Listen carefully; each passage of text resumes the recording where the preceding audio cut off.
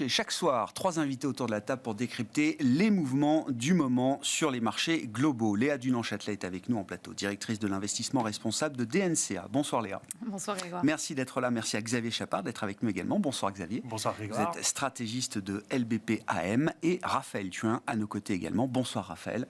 Ravi de vous retrouver. Vous êtes responsable des stratégies de marché de capitaux chez Tikehau Capital. Un mot de la dimension géopolitique dans les marchés, peut-être avec vous, Raphaël, pour commencer. Bon, une dimension que les investisseurs ont l'habitude d'appréhender, qui revient régulièrement sur le devant de la scène, depuis 10 jours en l'occurrence, après les attaques du Hamas contre Israël et ce risque Moyen-Orient qui revient sur le devant de la scène. Quelle évaluation vous faites de la situation 10 jours après, visite de Joe Biden demain en Israël, et les questions pratiques de quelqu'un qui gère des portefeuilles? Quel type de décision est-ce qu'on est amené à prendre dans ce genre de situation quand on gère des portefeuilles d'investissement? Oui, le risque géopolitique, il n'est jamais facile à estimer pour un investisseur, surtout dans le cadre aussi tragique qu'on connaît. Aujourd'hui, ce qu'on peut dire, c'est que probablement que le vecteur de contagion au marché, ça va se faire par le pétrole, par l'énergie. En tout cas, à l'ordre 1, c'est clairement ce qu'on va regarder. Et on peut dire que la réaction du pétrole a évidemment été à la hausse, mais globalement mesurée. Donc, il n'y a pas eu vraiment d'effet panique sur ce marché-là. Ça sera l'indicateur numéro 1 à suivre pour voir un petit peu les conséquences plus long terme de cette crise au Moyen-Orient. Mais concrètement, aujourd'hui, on est sur des mouvements qui restent mesurés. Ceci étant dit, il y a un risque d'embrasement. On est à la veille d'une opération militaire qui semble être une opération d'envergure. Donc aujourd'hui, aller justifier d'aller mettre du risque dans le marché à la veille d'une telle incertitude qui pourrait avoir des conséquences dramatiques, tant évidemment sur le plan humain et géopolitique que sur le plan financier, semble très hasardeux. Donc la plus grande prudence est de mise avant d'y voir plus clair. Et puis ça rappelle aussi au fait qu'on est clairement dans une ère d'incertitude géopolitique grave. On peut dire probablement que ça fait des décennies qu'on n'a pas eu tant d'événements géopolitiques adverses, d'incertitudes qui s'amoncellent un petit peu sur l'investisseur aujourd'hui. Et que lorsque vous les couplez ces incertitudes aux incertitudes macro, alors vous me direz les incertitudes macro c'est un peu permanent, mais c'est vrai qu'aujourd'hui elles existent, incertitudes sur l'inflation, sur la dimension de liquidité, sur la politique des banques centrales, les risques sont là, ils sont grands, et lorsqu'il y a beaucoup de risques, il faut que les primes de risque reflètent ces potentiels risques. Donc peut-être une réponse, Grégoire, à votre question. Ouais. Que faire lorsqu'on est investisseur? Aller chercher des marchés où les primes de risque semblent en adéquation avec ce risque globalement. Ouais. Il y a un risque, si on prend un peu de recul, et c'est une toile de fond géopolitique évidemment qui est passablement dégradée, pour dire les choses, et sans doute pour très longtemps, l'investisseur, le risque pour l'investisseur, c'est de s'habituer à ce genre de situation, d'une certaine manière. C'est ce qu'on voit bien avec la guerre en Ukraine. Il y a un phénomène de normalisation, en tout cas dans l'esprit du marché et des investisseurs. C'est une situation, avec laquelle on vit désormais depuis mars 2022 et qui est devenue un new normal dans le paysage des marchés globaux. Oui, il y a un mot qui résume bien d'ailleurs cet état d'esprit, c'est la complaisance. Une certaine complaisance s'installe, cette idée que oui, il y a des incertitudes, mais globalement, jusqu'ici, tout va bien. Donc, tant que la musique joue, on va continuer à danser. Ça, c'est effectivement une posture assez dangereuse pour un investisseur long terme. En tout cas, choisir son appétit pour le risque en fonction, être très mesuré dans des périodes de grande incertitude aux conséquences qui sont importantes, c'est clairement indiqué pour, encore une fois, un investisseur qui investit l'argent de ses enfants, de ses clients sur le très long terme. Xavier, sur le risque Nous, notre vue, la façon dont on l'intègre, c'est surtout, il faut être diversifié, mais pas forcément très défensif, en fait. Ouais. Parce que si on regarde les événements qui se passent, évidemment, ils sont dramatiques, mais pour les perspectives de l'économie mondiale, l'impact, si ça reste confiné à Israël et que ça ne touche pas les matières premières énergétiques, notamment le gaz pour l'Europe et le pétrole, l'impact, ça ne change pas, en fait, le scénario central. Ni pour les banques centrales, ni pour la croissance. Et donc, quand on investit dans les entreprises de pays développés, ça ne change pas vraiment. Ça demande une petite prime de risque supplémentaire pour les risques extrêmes qui ont augmenté, mais le scénario central ne change pas beaucoup. À ce stade, le conflit Israël-Hamas n'a pas du tout les mêmes répercussions que l'invasion de l'Ukraine par la Russie il y a 18 mois, où là, il y avait une véritable rupture géopolitique, en l'occurrence, et des conséquences économiques très rapides, très fortes. Il y a eu des conséquences énormes sur le prix des matières premières tout de suite énergétiques, et il y a eu aussi, ça déstabilisait l'Europe en fait. Ce qui évidemment touche beaucoup plus d'entreprises qui sont dans nos portefeuilles que le Moyen-Orient hors matières premières. Et donc, le problème, c'est qu'on a tellement de risques, comme on le rappelait juste avant, qu'on a envie d'être défensif tout le temps. Le problème, c'est qu'au final, en moyenne, les choses se passent plutôt pas mal. Pour les marchés, en tout cas, montent en moyenne. Donc nous, ça a plutôt... Alors, on avait un positionnement plutôt défensif, sous-pondéré action, surpondéré sur la duration. Ça renforce plutôt, évidemment, ces vues-là. Ouais, je comprends. Mais on n'a pas... Voilà.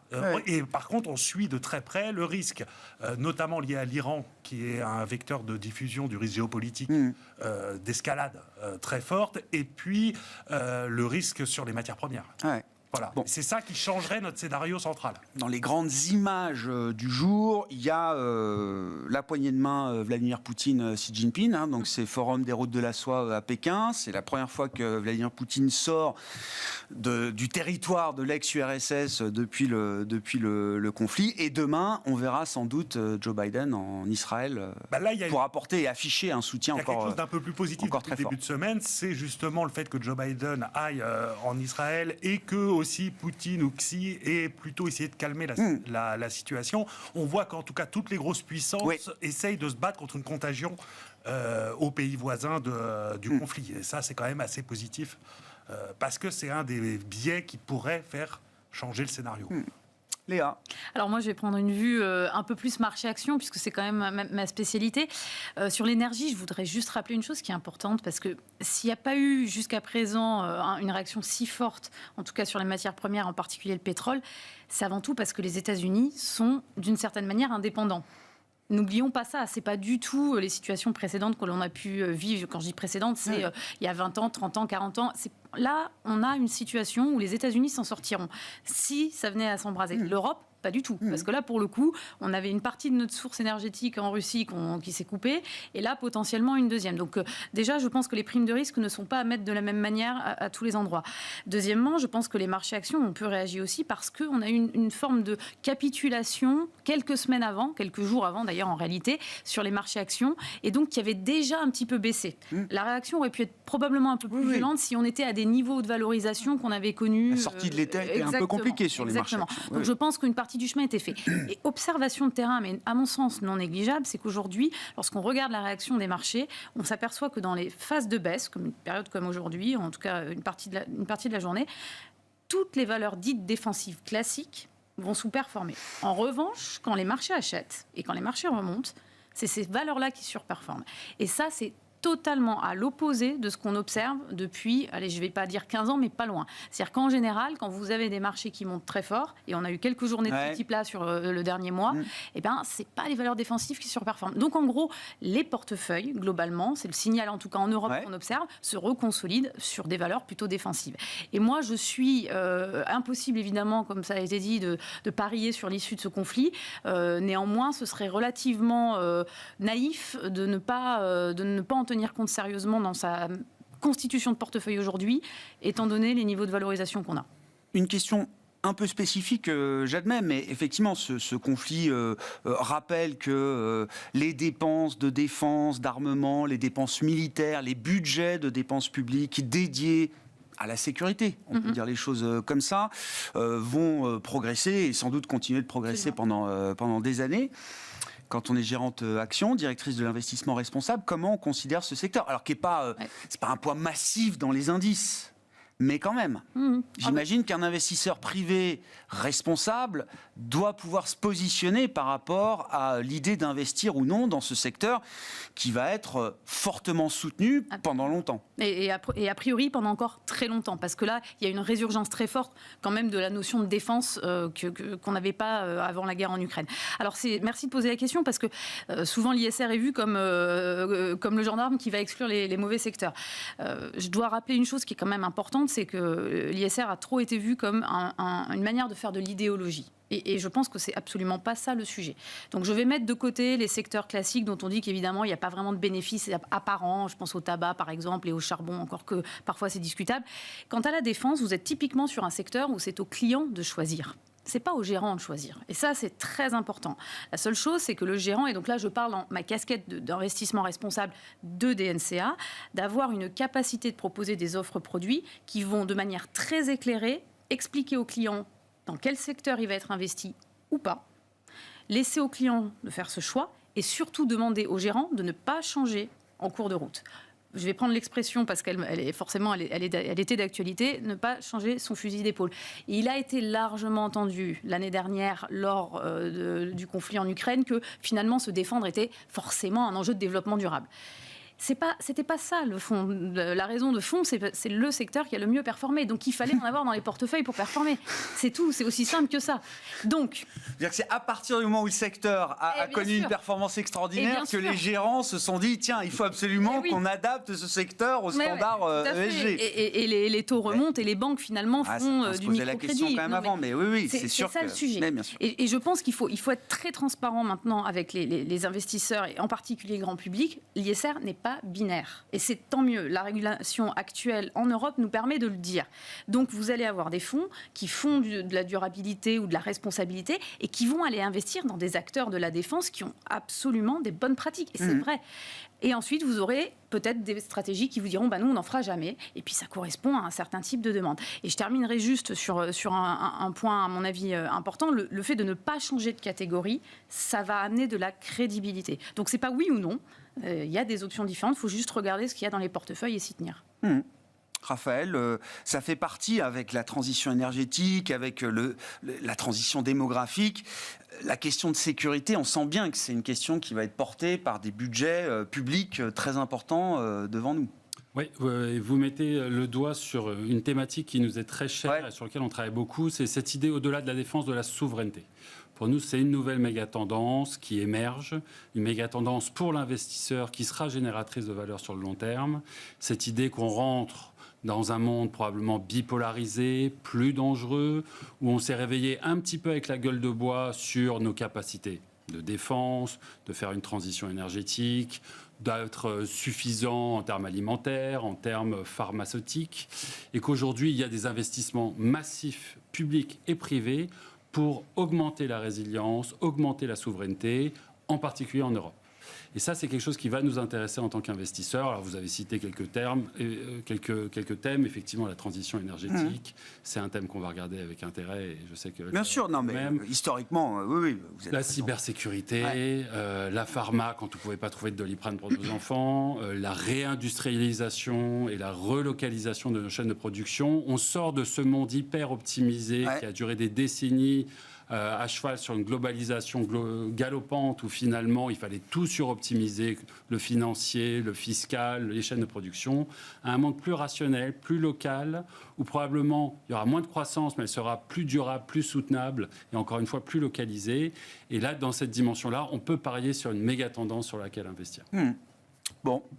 Sur ces sujets, si ça vous intéresse, Xavier, puis on peut passer rapidement, au taux, ça rentre, nous, dans la vision qu'on a sur la réindustrialisation, oui, et puis le retour de gros investissements, notamment en Europe, le Francis Bach, qui est très défendu chez Tocqueville. Et donc... Et le secteur de la défense, pour nous, d'un point de vue ESG, ne pose pas de problème beaucoup plus important qu'ailleurs. Il y a bien sûr des armes interdites, tout ça. Après, c'est du scoring entreprise par entreprise sur pratique. Oui, je comprends. Une entreprise de défense peut avoir des bons scores ESG, être impliquée dans la RSE, etc. Exactement.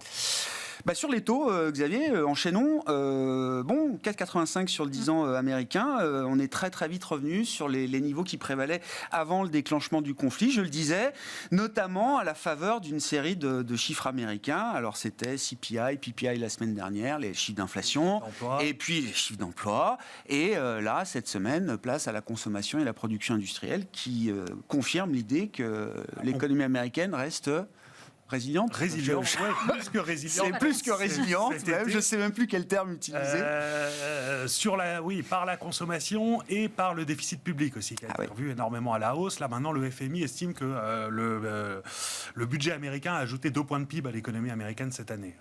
Donc des effets multiplicateurs qu'on n'avait pas mesurés dans cette ampleur-là. Hein. C'est ça qu'il faut comprendre. Ça a été revu très fortement à la hausse sur les derniers mois. Toute la question, c'est est-ce que ça peut durer et est-ce que le repricing des taux est suffisant ? En vrai, personne ne sait exactement si le niveau des taux est suffisamment élevé. Ce qu'on peut dire, moi, ce que j'aime bien regarder, c'est le niveau des taux par rapport à la croissance potentielle anticipée.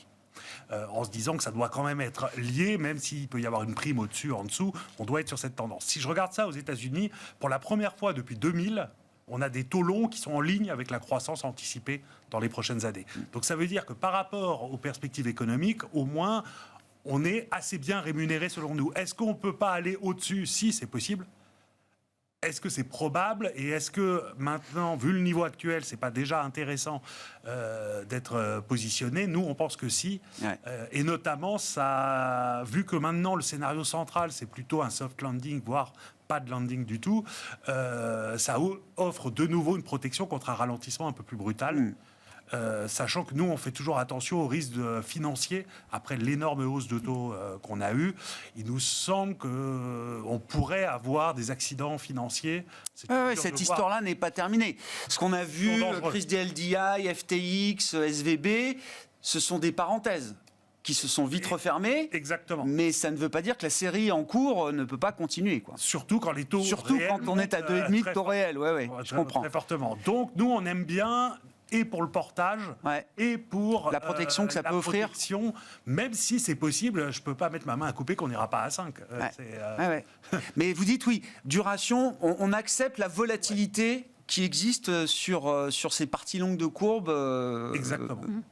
En prenant de la duration, quoi. Sachant que ça coûte un peu moins cher par rapport au monétaire que ça n'a été le cas il y a encore 2-3 mois. Enfin, 2-3 mois. Donc ça semble raisonnable. Le problème, c'est que j'aurais pu vous dire ça il y a 2 semaines. Oui, j'entends bien. On a encore pris 20 points de base. Bien sûr. Et en vrai, pour moi, comme on est dans un changement de régime macro, on ne peut pas savoir exactement quel est le... Où ça s'arrête. Ce qui est intéressant, par contre, et ce qui nous a fait renforcer un peu nos positions sur la duration, c'est que le discours des banquiers centraux a quand même changé depuis une semaine et demie. Et pour moi, c'est pas tellement lié à ce qui se passe en Israël, c'est surtout lié au fait que ça commençait à faire mal, la montée des taux. Et il y avait des craintes que ça aille trop vite et que ça s'emballe. En fait. Et on a vu beaucoup de membres de la Fed. Au moins une demi-douzaine, c'est ça, qui ont plaidé pour ça fait notre travail, une pause donc définitive. On va pas être obligé de remonter les taux trop vite. Et pour moi, ça montre bien qu'eux aussi craignent que si ça va trop rapidement, en fait, au-delà du niveau, si ça va trop rapidement, il y a un risque de casse importante qu'ils veulent limiter. Raphaël, comment on explique encore la volatilité impressionnante qu'on peut voir sur les taux longs, 10 ans, mais 30 ans aussi. On en parle assez peu du 30 ans, mais c'est quand même des mouvements assez importants auxquels on a pu assister encore ces derniers jours. Alors, il y a l'aspect macro, changement de régime d'inflation, mais en même temps, risque économique peut-être en 2024 pour l'économie américaine. Est-ce que ça peut offrir de la protection Comment on juge de la valeur fondamentale de ces obligations du Trésor américain qu'on divisé par 2 quand même depuis 2020 ? Oui, alors nous on a une vue qui n'est pas nécessairement très consensus et qui peut se résumer en quelques mots. Il y a un vrai risque que les treasuries dans leur ensemble sont totalement mispricées. C'est qu'il y a un risque haussier qui est réel, qui se confirme mois après mois, et ça fait longtemps qu'on en parle, autour du fait que, petit 1, l'inflation ne semble pas vouloir coopérer exactement comme on l'espérait. En tout cas, que les mois à venir vont probablement amener leur lot de surprises sur des dimensions services, des dimensions commo, dont on a beaucoup parlé. Donc, sur l'inflation, le combat n'est pas gagné. Sur la croissance, on voit qu'on a du mal à jauger. Effectivement, les États-Unis ont l'air de vouloir réaccélérer dans une certaine mesure, ce qui a des impacts sur les taux longs. Donc, on a des fondamentaux qui pourraient justifier que les taux repricent plus haut. Et puis, des facteurs techniques qui sont aussi très importants et qui sont probablement analysés à la lumière des mouvements récents.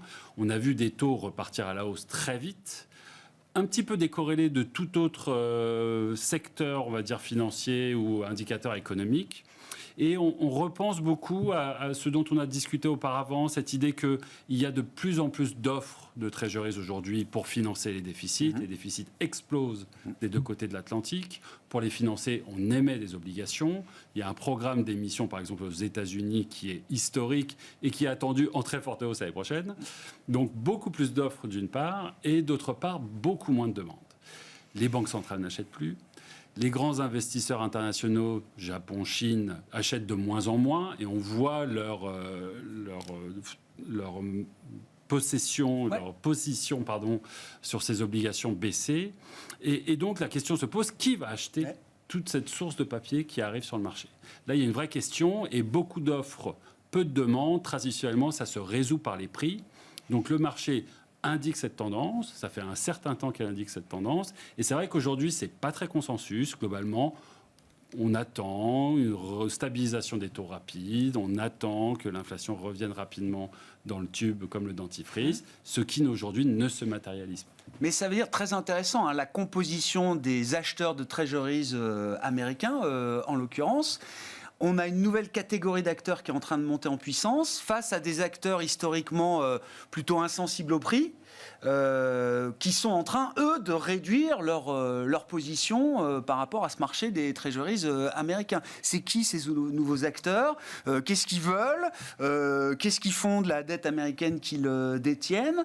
Est-ce qu'ils ont le pouvoir de demander des prix moins élevés, en l'occurrence, pour acheter de la dette américaine? On l'a vu sur quelques adjudications, alors il faut aller regarder, mais visiblement, on a des acteurs qui demandent quand même des taux supérieurs de quelques points de base par rapport au taux de marché au moment de l'émission. Et c'est des écarts de quelques points de base, encore une fois, mais sur du 30 ans, c'est des choses qu'on voit rarement quand même. Oui, et ça fait des effets de marché assez remarquables. On avait rarement vu, enfin c'est pas souvent qu'on voit des mouvements de taux de cette ampleur, surtout sur le marché des treasuries, qui est le plus gros marché du monde.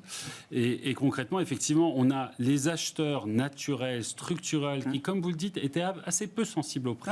Contraints, les banques centrales et ces grands acteurs internationaux qui, aujourd'hui, sont contributeurs nets négatifs, d'une part, et d'autre part, ils sont remplacés par des acteurs effectivement plus volatiles, alors des fonds d'investissement, des hedge funds, qui viennent effectivement faire des paris sur le marché, sont capables d'entrer et de sortir très rapidement, et effectivement sont bien moins structurels dans leur positionnement sur ce marché que ne pouvaient l'être les acteurs précédents.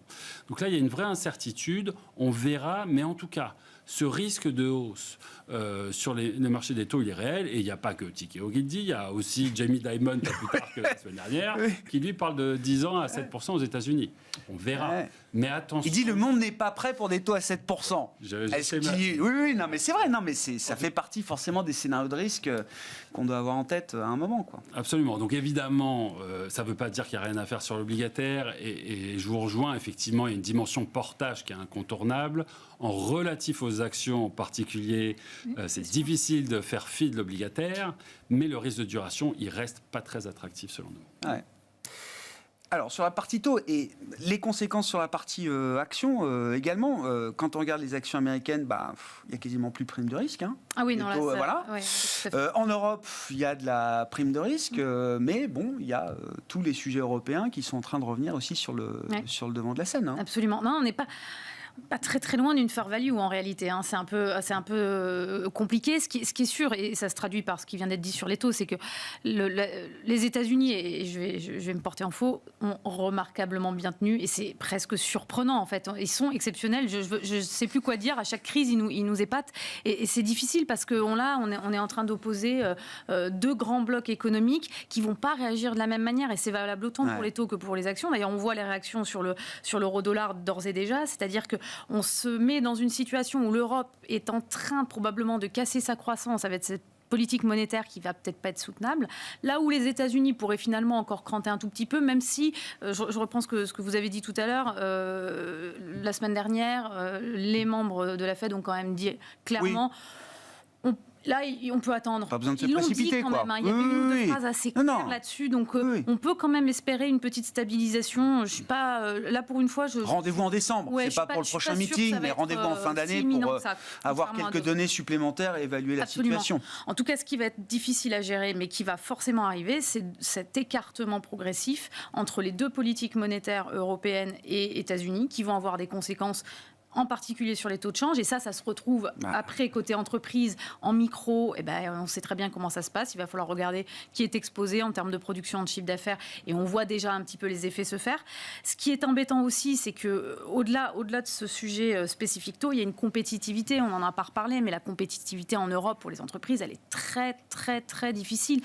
Et notre sentiment, c'est que finalement, ce qu'on va voir arriver peut-être en termes justement de visibilité sur la duration longue, et on est assez d'accord, on est assez aligné sur le fait qu'il ne faut pas prendre trop de risques sur cette partie-là de la courbe. Ça, c'est la première phase qui va ensuite se répercuter à un moment ou un autre sur les entreprises directement et sur le marché action. Le marché action ne sera qu'une conséquence de la réaction. Ce sera le dernier domino, vous voulez dire ? Oui. Je pense que ça se passera comme ça. En tout cas, c'est comme ça que le marché nous le fait comprendre en ce moment. Ouais. Sur la compétitivité européenne, il y a quand même un sujet structurel qui est sur la table en ce moment même. Il y a une réunion des ministres de l'énergie, je crois, au niveau européen. Le 17, nous sommes le 17, Léa, encore, pour quelques heures.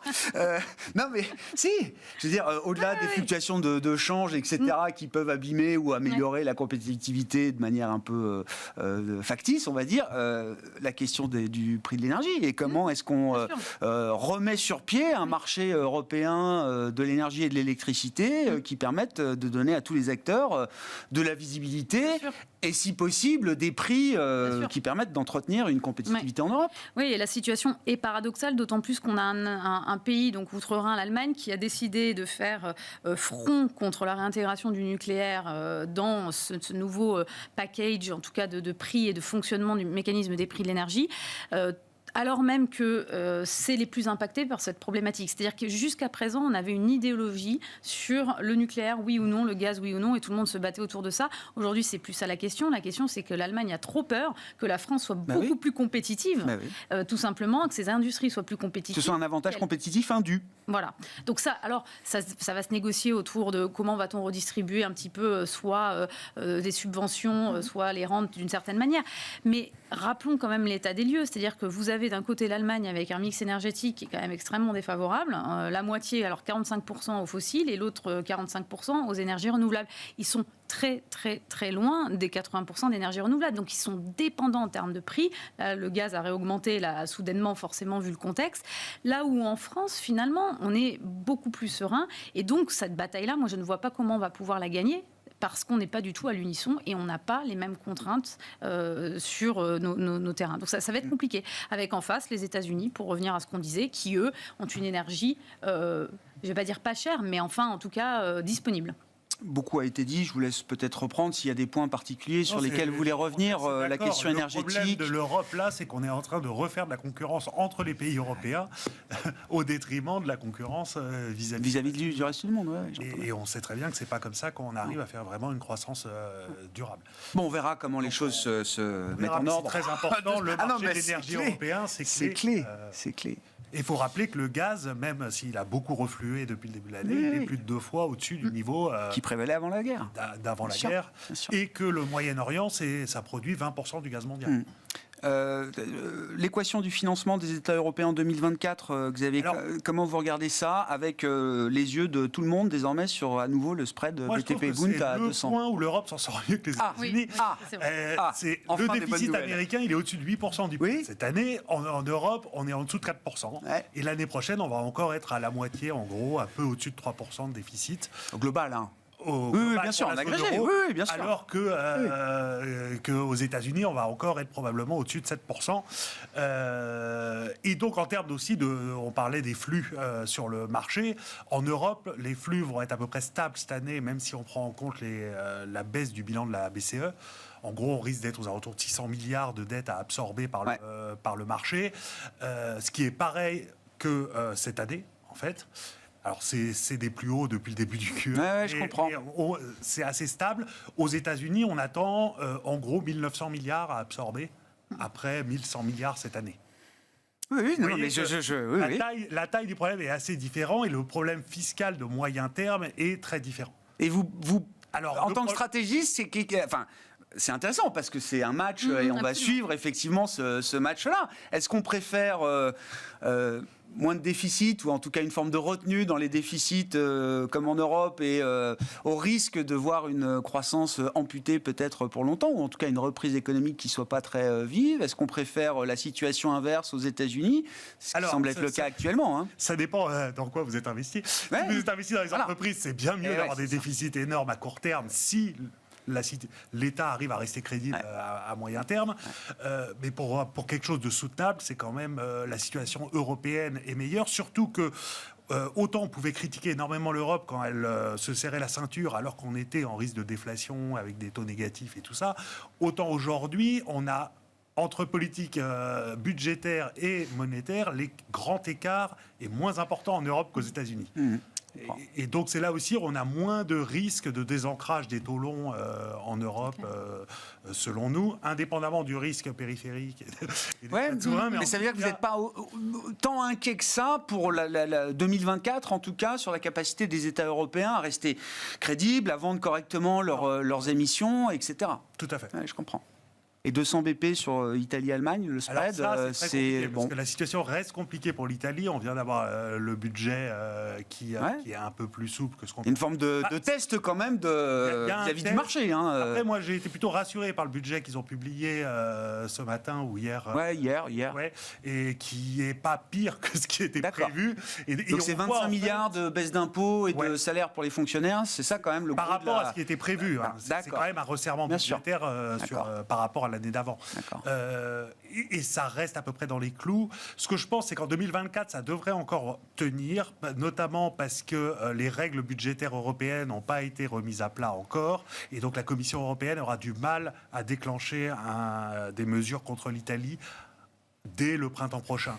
Donc le risque, il serait plutôt décalé dans le temps, ce qui peut enlever un peu de pression à la BCE, qui, à mon avis, serait très embêtée si elle devait vraiment intervenir aujourd'hui sur les marchés de dette souveraine. À propos de spread, Raphaël, qu'est-ce qu'on observe alors sur les spreads en Europe, en zone euro, sur les souverains, mais aussi sur la dynamique des marchés de crédit et peut-être dans les segments où l'attention doit être portée aujourd'hui? Est-ce qu'on a toujours ces spreads très serrés? Ou est-ce qu'il y a ici et là des débuts d'écartement, de reconstitution justement, peut-être de primes sur certains segments? Alors c'est très léger.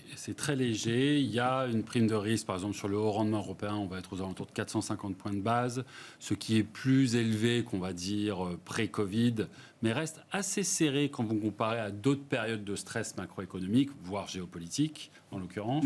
Donc on est sur des marchés crédits qui ne paniquent pas, qui sont sur des niveaux de prime de risque qui sont certes probablement plus attractifs que ce qu'on constate sur les actions, mais qui ne sont pas spectaculaires. Mais on commence à voir des petits craquements un petit peu dans le marché, des petits signes qui montrent que le stress autour de la thématique de la liquidité, du risque de refinancement, qui va être une thématique très forte l'année prochaine, là où les besoins de refinancement des entreprises vont s'accumuler, ce stress commence à apparaître. Alors comment on le voit? On le voit déjà sur le marché primaire. Le marché primaire a rouvert. On a vu beaucoup de nouvelles émissions primaires sur le marché au rendement investment grade. Et globalement, l'accueil du marché est mitigé. On a eu plusieurs émetteurs qui ont retiré leur nouvelle émission par manque de demande, ou des émetteurs qui ont dû pricer à des niveaux de coupons très élevés parce que sans ça, ils ne plaçaient pas leur papier. Et ça, c'est un problème parce que l'ouverture du marché primaire, ça va être un pan essentiel de cette capacité de refinancement des entreprises. On le sait, 2022, 2023 ont été des années très légères en termes de besoins de refinancement. 24, 25, 26, on est sur des dimensions très différentes. Là, les besoins de refinancement seront aigus. Et donc, il va falloir être capable de revenir voir les investisseurs avec des nouvelles émissions. Donc là, il y a une incertitude. Dans quelle mesure le marché aura-t-il de l'appétit pour plus de papier corporate, par exemple, y compris en Europe. Donc ça, c'est un premier signe de craquement, on va dire. Le deuxième signe qui nous interpelle beaucoup chez Tikehau aujourd'hui, c'est une espèce de déconnexion qu'on voit commencer à s'opérer entre les parties les mieux notées du marché, en particulier sur la yield, on va parler du double B, voire du simple B, et les parties les moins bien notées, les plus endettées du marché, le triple C. Les plus proches du défaut, quoi. Pour dire les choses. Les spreads double B, simple B ne font pas grand-chose. On est dans un calme absolu. Il n'y a pas vraiment de panique ou de repricing significatif de ce marché. Sur le segment triple C des entreprises les plus endettées, là, on a un repricing qui est en train de s'opérer et de s'opérer très, très vite. on est sur des niveaux de spread qui ont explosé à la hausse. Les entreprises triple C n'ont plus accès au marché. On est revenu, pour vous donner une idée, à des niveaux de spread similaires à ce qu'on a vu au pire de mars 2020 au Covid, aux alentours de 1600 points de base. Pour la petite histoire, donc la dernière fois que les spreads triple C étaient si élevés, c'était en mars 2020. Au même moment, sur l'high yield en général, les spreads étaient 400 points de base plus haut. Donc là, on a une vraie déconnexion de marché. Ce risque de liquidité, ce risque de dette, il est en train de rentrer par le bas, finalement. Et pour l'instant, il ne se diffuse pas, mais vous dites c'est bien. Attention, regardons bien. Je comprends. Si les taux rebaissent, si on n'a pas de récession, si on ressaute dans la piscine tous ensemble, il n'y aura pas de problème. Si les taux étaient amenés à se maintenir à des niveaux élevés, et si cet appétit très limité des investisseurs pour la dette corporate se confirmait, alors là, on pourrait avoir de la casse. Ça rejoint en partie l'idée d'un risque pour la stabilité financière, qui est toujours présent avec ses taux et ses taux réels aujourd'hui. C'est un peu l'objectif de la Banque centrale, oui, bien sûr. Plus dur et du coup de décompresser, c'est vrai, le risque en fait. Et c'est là où la différenciation entre les entreprises de bonne qualité et celles qui sont plus en difficulté devient beaucoup plus importante quand vous avez des taux réels positifs.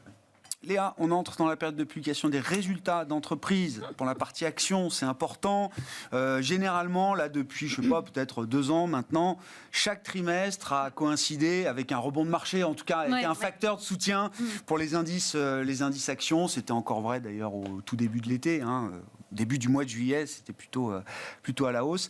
Est-ce qu'on peut compter dessus encore cette fois ou est-ce que c'est plus compliqué ? Ça me semble de plus en plus compliqué. Alors déjà, là on a eu quelques publications, notamment dans les secteurs de la santé, qui sont vraiment pas bonnes et assez alarmantes d'une certaine manière parce que ça y est, on voit la contraction du chiffre d'affaires ou ce que nous on appelle la top line par les volumes. Mais alors de manière plus que catastrophique, c'est des contractions négatives à 2 chiffres largement, avec une visibilité sur le rebond justement des retour à la croissance normale, c'est-à-dire avant Covid, qui s'éloigne encore de quelques trimestres.